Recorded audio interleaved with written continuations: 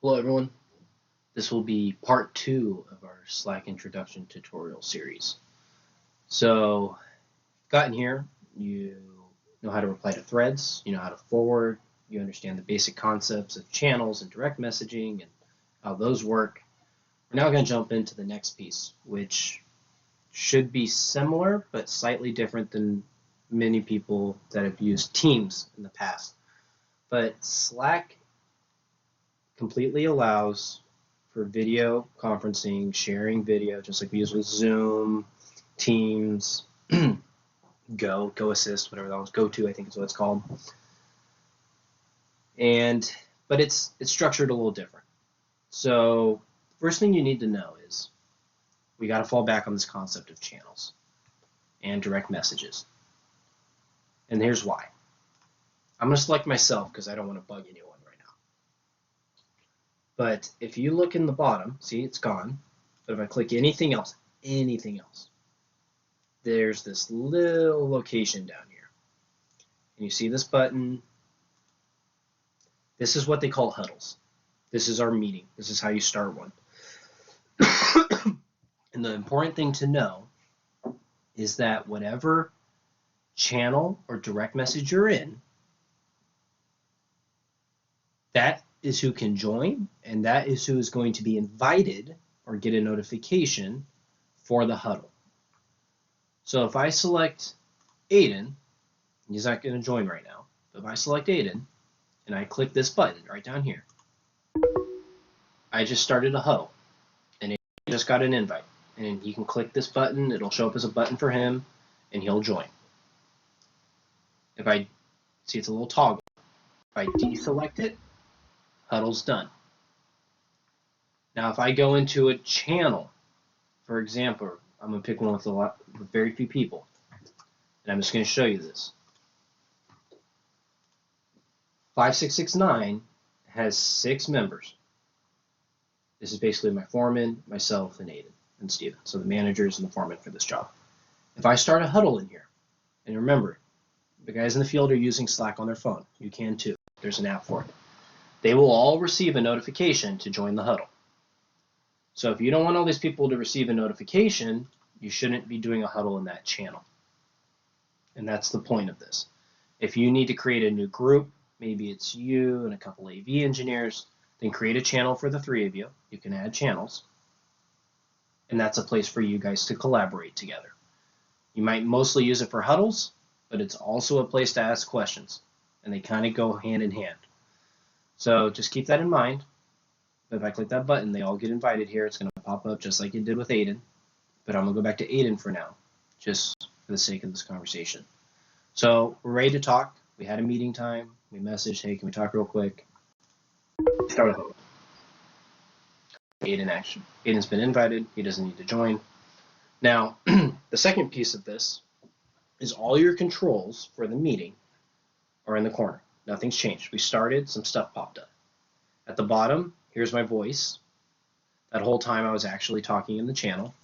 Now I'm not. You see the little indicator showing that I'm talking or not talking. I can share my video. Same thing. I can share my video. Popped up in the corner. If you click on them, so that picture, see how it changed to view in another window? It's actually not showing, so I'm going to change my recording settings real quick for this video. But another window popped up for the whole huddle. So let me show you how that worked. But I'm going to close it for now just to get through the last little piece, and then we'll come back to this. So it's back in the corner. My video is showing. If I turn it off, my video is no longer showing. I'm unmuted, and my video is not showing. I mean, those are the basic standards, right? Next, we have a couple more buttons. So we're going to go important to not important. So there's click send reaction. It'll send a reaction in the huddle, and you'll see what that looks like in a sec.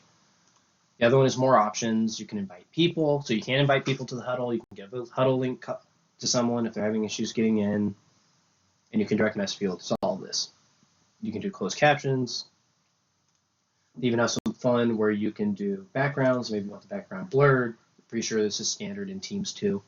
So you can do this stuff if you want. That's your choice. But the last big button that matters is share screen. So we're going to do that. But I'm first just going to do this so you see it, and this is where I need to change my record capture. So let me just bear with me one sec.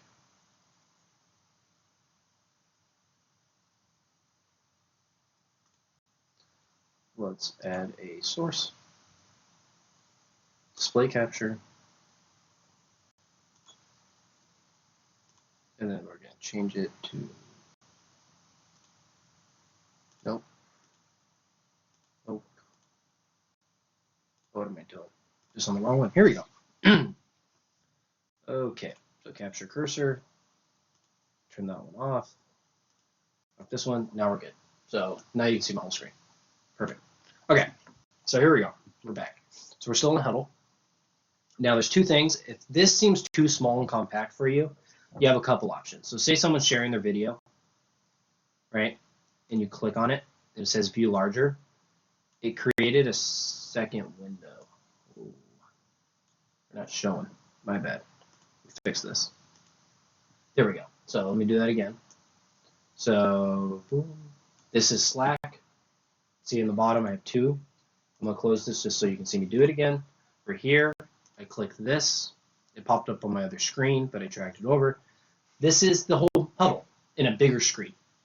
So here's my face. Just like the others, there's a thread, and this thread will attach to the Huddle invite. So here's what's really important. I'll show it later. For example, how thread works and Huddles.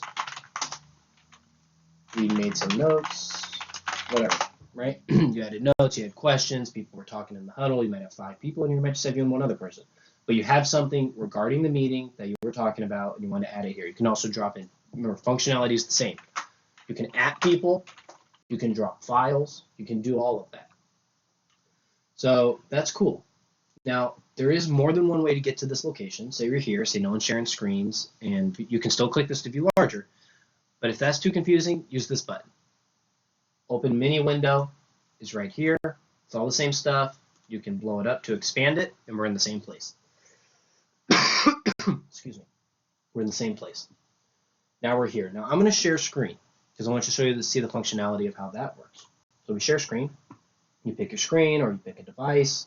I'm just going to pick screen 2 for this for now. Boom. Okay, we're sharing screen. Everyone in here can see it. See, it's two separate things. There's me, and there's the share screen. If I click the share screen, it's freaking out because I'm recording. I'll close it. But this is the screen sharing. So I'm close that because it's freaking everyone out. But you can blow it up. Let me go back to slide. But I'm sharing screen. And everyone can see it. And this is what it looks like. Now, when sharing screen, this little rectangle pops up. And it says I'm sharing screen. And you can move it anywhere. If you just click left click and hold, you can move it anywhere. You can put it on another screen. But here's what's really cool. Say this is a good example. I downloaded the software for recording. I wanted to show you something. Well, you can actually draw on the screen.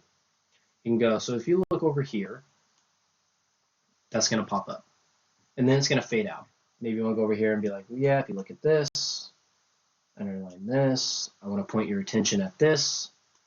Everyone in real time can see these drawings, and they will fade away, but it's a nice way to kind of highlight as you're presenting what you're talking about. Sometimes I use it, sometimes I don't. If I'm going to turn that off, say I'm done presenting, I click stop sharing on that little icon, and we're back to this. I can open up the mini window again and expand it if I want the full Huddle. Remember so there's more actions. That doesn't really matter right now. Down here in the bottom right, if you don't see the thread on the side, just click this button, and it's right here. It'll pop back up. You can also shrink it if you don't want to see it. Now, let's say we're going to finish up the meeting. So I'm going to close this. We want the meeting to be done. Well, how do you end the meeting? Everyone leaves the Huddle by clicking this button, bottom left. We left. Now, here's the last piece. We're done. This is the Huddle I had with Aiden. If I click View Thread, everything I typed is right here in the thread. And this could include attachments if you drop files or had a to-do list. And in the same way we showed in part 1 of this tutorial series, you have all the same functionality. So you can now forward this Maybe you want this meeting between you and yourself. Maybe it had to do with our 5669 project. And we want everyone that's part of the job to say, look at this, say, per our meeting, here are the minutes. Maybe a specific person, that would make sense. Maybe I have to add a foreman. At John Armenta, please take a look at the minutes and answer the question about fire testing. When you click forward, this message will appear along with these. I don't want to at John because he's working and I don't want to confuse him, so I'll just do myself for now. Forward, send. It gave me a warning that 6 people are going to see it. But now it's here. And you can still click view conversation. It'll jump me over here. This is all doable. And that's the end of this part 2. That's the basics of how huddles work. Thank you.